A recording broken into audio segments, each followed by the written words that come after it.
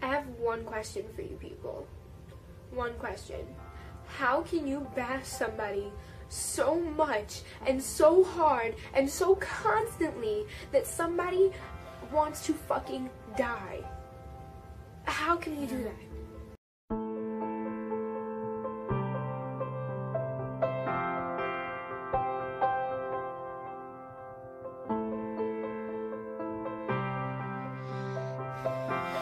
And now a heartbreaking case to bring to you tonight, and it is something a parent should never, ever have to see. A mother found her 10-year-old daughter who had committed suicide, all because she was being bullied.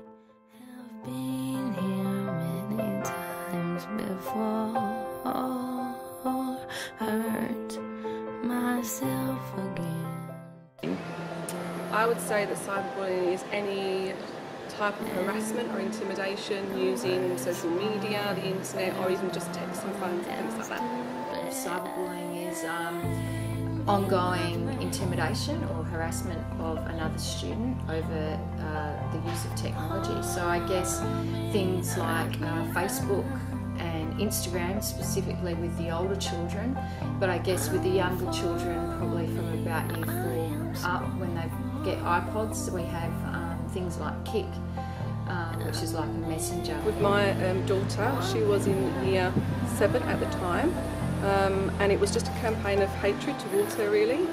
Really not validated. She hadn't really done anything to instigate it. I think it was just a group of girls that did particularly like her for whatever reason, and the campaign started from there. Lots of horrible messages on Instagram. She was part of that dreadful ask.com at the time, so there's lots of anonymous things being posted on there which we had no control of knowing where it was coming from. Yeah, it was a pretty grim time for everybody involved.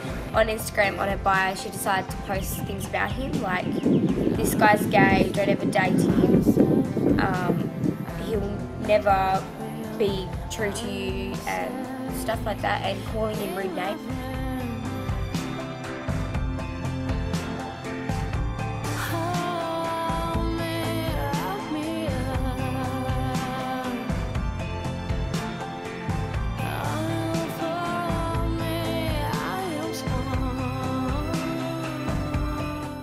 Mostly it's withdrawal.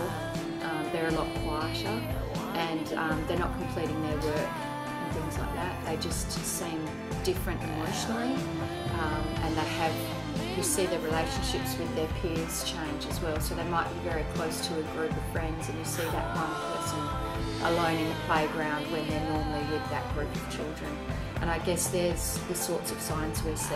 The very obvious indicators were that she just seemed more stressed, she just seemed more anxious, and bizarrely, what was really noticeable was this over-intense use of social media. It was almost like she couldn't put the phone or the iPad down. It was like she had to be tuned in all the time. And just watching her facial expressions while she was reading some of the things, you just were able to key in and notice that what she was reading was really uncomfortable for her. So there was very obvious ones. That affected him, like, he didn't want to come to school, he couldn't tell anyone, he was too afraid to, but then when people saw it, they were standing up for him, and when another person that saw it went and told the teacher. So she looked different, she looked tired, she looked gaunt, she looked stressed, she looked really run down, she wasn't eating properly, so that's really started to become quite noticeable.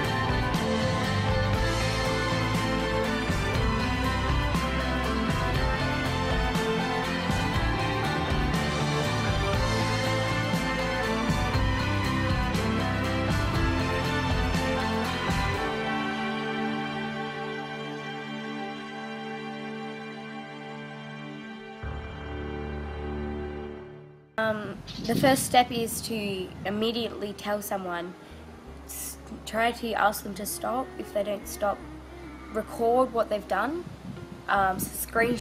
The strategies I used was just maintaining that dialogue, but really understanding that I had to make it very clear and relay that anything that she was telling me about or talking or confiding me in, I wasn't about to kind of like go gun-ho to the school, because I had to understand and appreciate that my intervention would actually make things worse.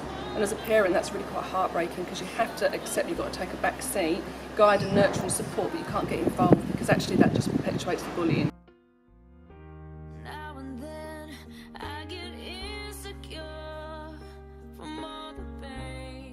I feel that if these sorts of behaviours flow over into the classroom, I think it is definitely my responsibility to deal with these issues. So one of the things that's so important, even for you as a teacher, your children that you're teaching need to be able to know they can come and talk to you. You know, if I'm having a problem and I can't talk to mum and dad, I need to be able to come and talk to my teacher. Saying you feel like it's your responsibility and you feel accountable because you care about kids. Yeah.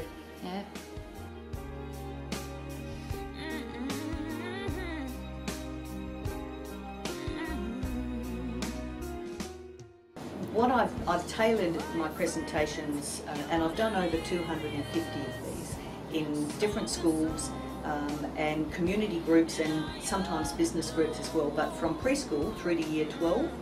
And it's very interesting to see which age groups actually respond the best to it.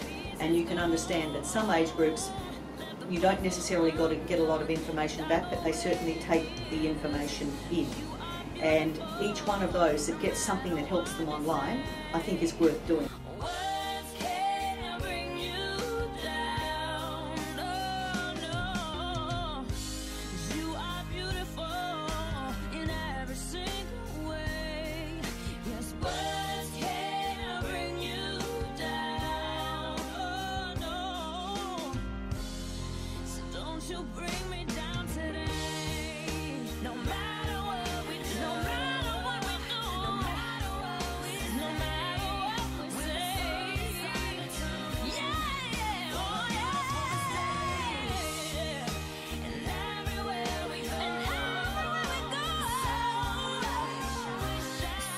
By now, you should have understood the seriousness and the effects of cyberbullying. See these kids? Any of these kids could be in your class. The children pictured here are victims of cyberbullying and have become yet another cyberbullying statistic. You can make a difference. You can spare the torment. As a teacher, you could stop this and save a child's life. What do you need to do? Be educated, be aware, take responsibility, intervene and take action, and seek professional help and support. But most of all, you need to know your children. You need to build the relationship so they will share the information and talk with you. You could be it. You could be their lighthouse.